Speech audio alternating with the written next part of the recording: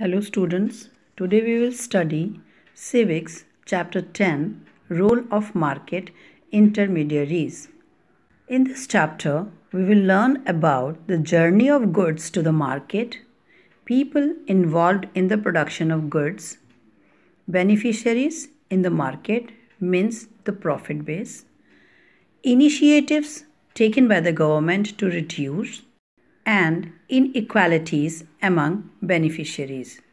In the previous chapter, students, we have studied about the types of market that we see around us. But in this chapter, we will explore the journey of clothes from farms to the market. Journey of cotton clothes. The journey of cotton clothes starts with a farmer because they cultivate cotton on their land and after it sell into the market. Now merchants they contact with garment industries and when they get the order they distribute the work along with the purchased yarn to the weavers which they have bought from the dealers. The weavers then weave the yarns into cloth and bring it back to the merchant in lieu of a small sum of money. So students, this arrangement of work between the merchant and weavers whereby the merchant provides raw material to weavers in return for a finished product from them is known as the putting out system. The putting out system is beneficial for the weavers in two ways. First, it rules out the possible investment of weavers into buying raw material to weave cloth in the absence of a merchant. And the second one is it provides them with a fixed market for their finished products. Now here students you can see owing a powerful position merchants they offer a very low price to the weavers because they are dependent on them for their wages. A weaver spend most of their savings along with borrowed money to set up their looms and as well as they also spend 12 to 14 hours a day to finish the order of the merchant on time. So now you can see that in spite of all these investments, they are getting only a small share of the income.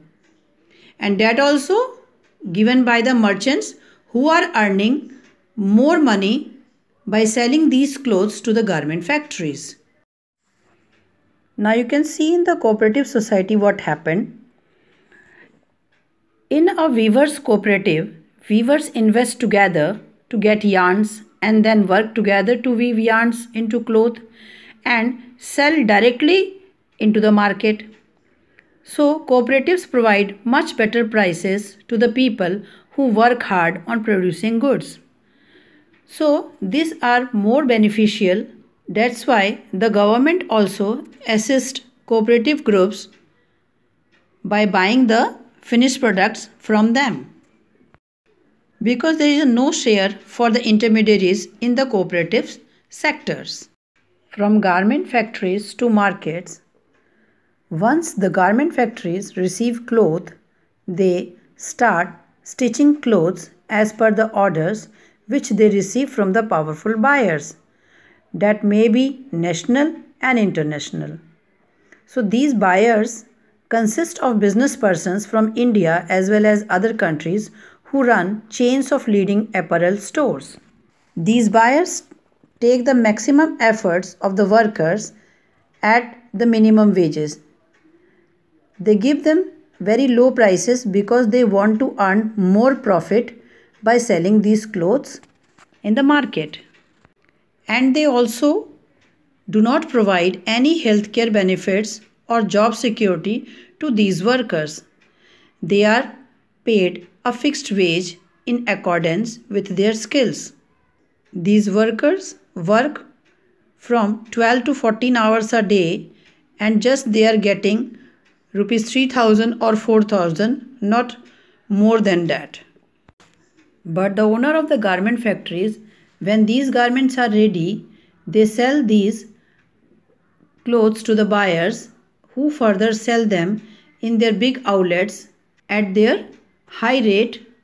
The buyer they received the clothes from the factory, suppose at 2000 rupees per piece, now in the market they would be sell it at rupees 8000 in their outlets. Now students, you can understand that the workers, those who are working in the factory, they are getting very low wages and they don't have any job security. But the buyer who is taking these clothes, they are earning more benefit in the market. So here we can see that the intermediaries are getting more profit than the workers. Now about market and equality. As we know by now that the journey of goods to the market involves a large set of people. Farmers, weavers and workers, they are the base because they create the product or they made the product. Traders and merchants, they are the middlemen, and the powerful buyers, they are on the top and they are getting the more benefit of selling these products into the market. The condition of work also differ for everyone in the process.